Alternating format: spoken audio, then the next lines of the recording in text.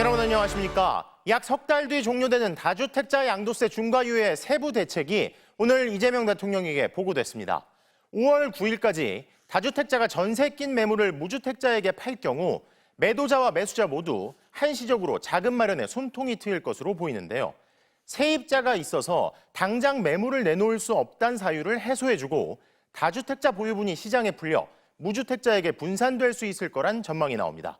첫 소식 이혜선 기자가 보도합니다. 다주택자 양도소득세 중과 유예 혜택은 정부가 예고한 대로 5월 9일 종료됩니다. 대통령 아마는 없습니다. 아마 없어요? 아마 없습니다. 아마 없으셨네.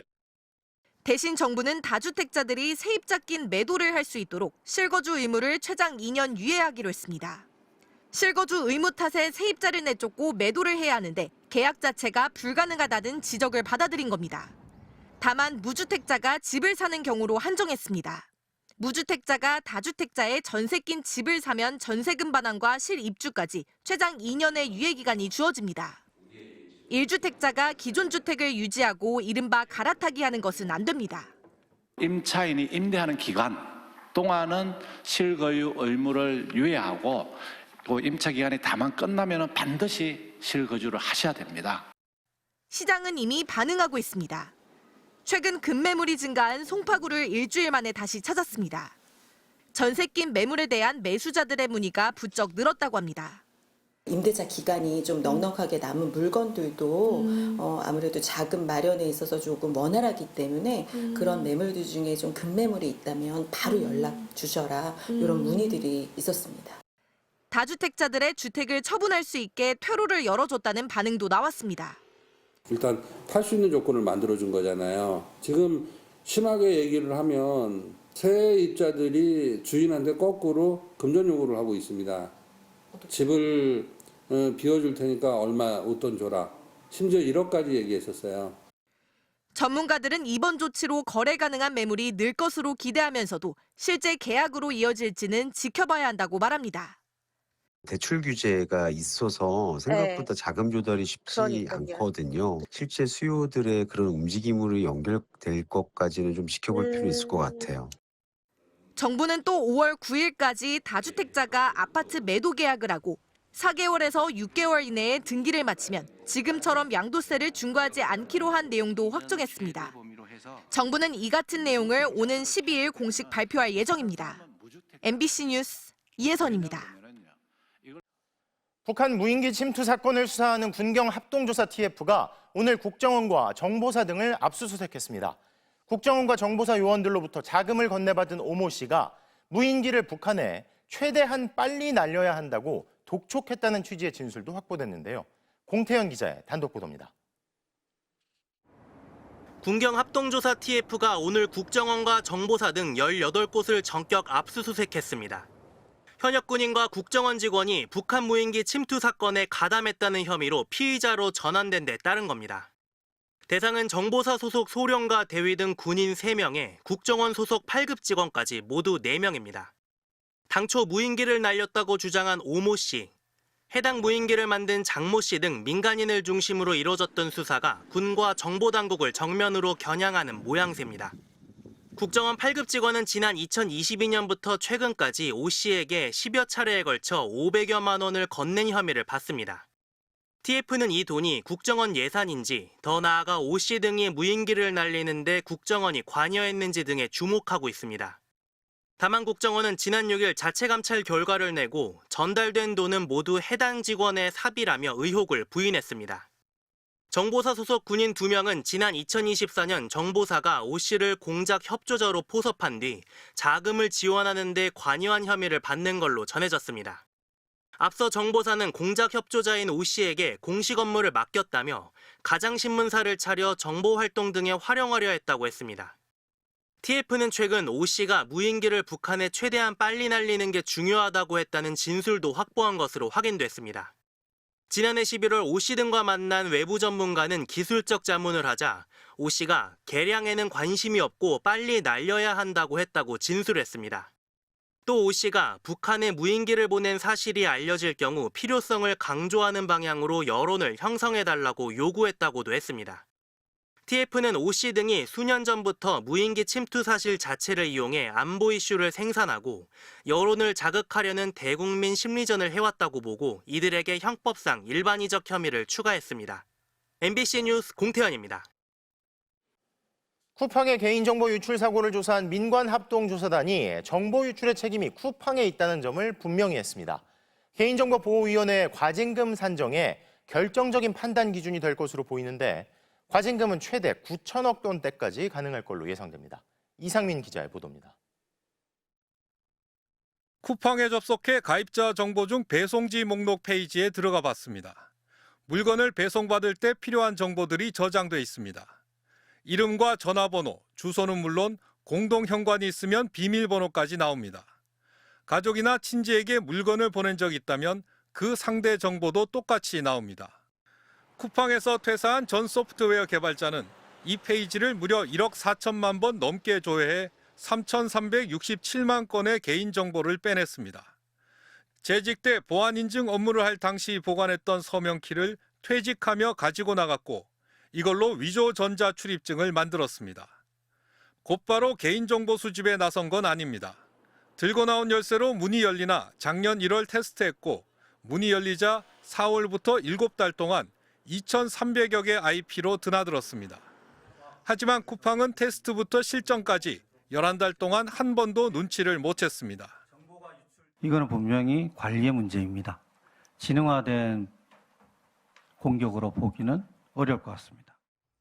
위 변조한 전자출입증을 확인하는 절차는 전혀 없었습니다.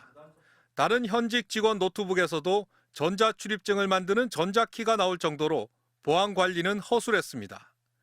2차 피해나 결제 정보 유출은 추가로 드러나지 않았습니다.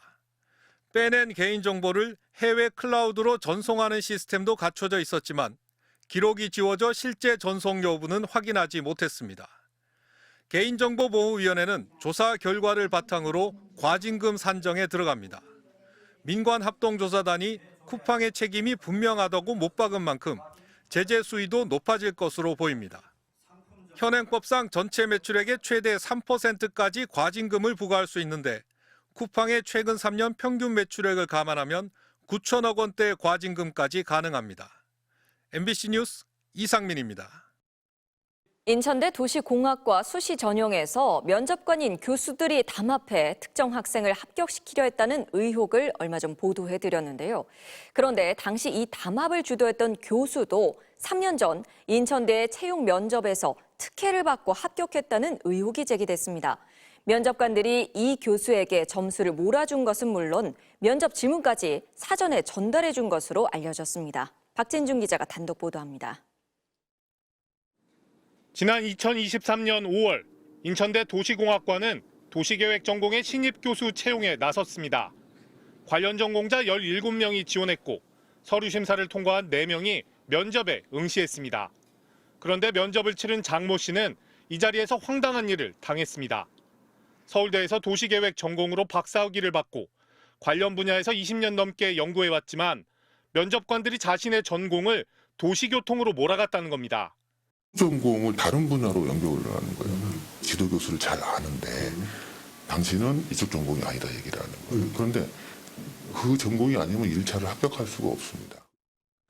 전공에 문제가 있다는 면접관들의 몰아가기와 달리 MBC 취재 결과 장 씨는 서류 전형에서 17명 중 최고점을 받았습니다.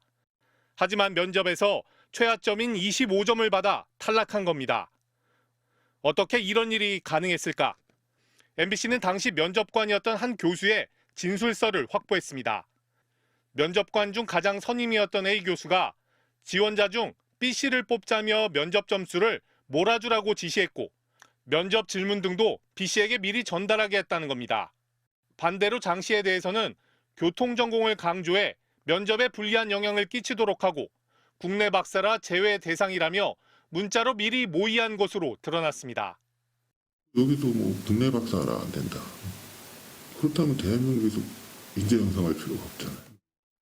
면접자 중 외국 박사는 B씨뿐이었고 B씨는 면접에서 높은 점수를 받아 결국 교수로 채용됐습니다. 이 사람이 바로 2026학년도 도시공학과 수시 전형에서 특정 학생을 뽑기 위해 담합한 의혹을 받는 그 B 교수입니다. 취재진은 A 교수와 B 교수 모두에게 채용 특혜 의혹을 확인하기 위해 수차례 연락하고 집까지 찾아갔지만 답을 들을 수 없었습니다. 인천대에서 채용 비리 의혹이 불거진 건 이번이 처음이 아닙니다. 지난해에는 유승민 전 의원의 딸인 유담 씨에 대한 채용 특혜 의혹이 제기돼 경찰의 압수수색이 이루어지기도 했습니다. 만약에 채용 비리 뭐 이런 걸로 압수수색 같은 거 하면 지금 유담 때문에 신경이 다 거기 가 있는데 우리 과는 신경도 안 쓰인다니까요. 인천대는 교수 채용은 해당 학과에 일임하고 있다며 책임을 회피하고 있습니다. 장 씨는 인천대를 상대로 불공정한 채용 과정으로 불이익을 당했다며 행정소송을 진행 중입니다.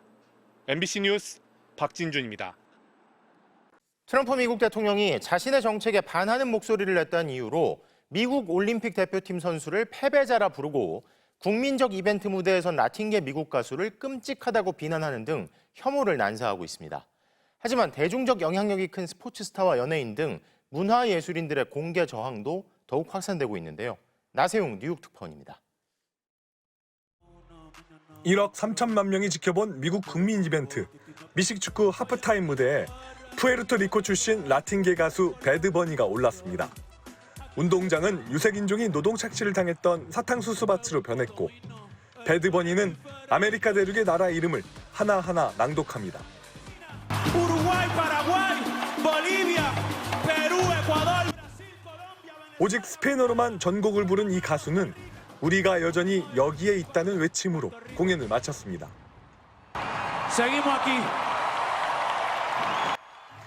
미국인이 가장 사랑하는 무대에서 유색인종의 존재를 지우려는 트럼프 대통령을 비판한 겁니다. 트럼프는 즉각 정말 끔찍하다며 미국의 위대함에 대한 모욕이라고 거칠게 비난했습니다. 그러면서 북미와 남미를 성조기로 덮은 AI 사진을 공유했습니다. 트럼프의 화살은 체육계로도 향했습니다. 동계올림픽 미국 스키 대표 선수가 성조기를 달았다고 미국에서 벌어지는 모든 일을 대변하는 건 아니라는 말로 이민자 정책을 비판하자 트럼프 대통령은 이 선수를 콕 집어 완전한 패배자라고 공격했습니다. 함께 2세로 3연속 금메달을 노리는 스노보드 국가대표 클로이 킴을 비롯해 다른 선수들이 공개적으로 이에 반발했습니다. My parents being immigrants, this one definitely hits pretty close to home. I think diversity is what makes us a very strong country and what makes us so special. 사회에서 인정 못 받는 못난 자라면 이민 단속국 ICE 지원에 약자를 괴롭히자며 이민국을 조롱한 가수의 영상은 320만 조회수를 넘겼습니다. 예술지원금을 삭감하고 감독기구를 통해 압박하는 트럼프 정부의 탄압 속에서도 저항은 미국 사회 각계에서 더 넓게 퍼져나가고 있습니다. 뉴욕에서 MBC 뉴스 나세웅입니다.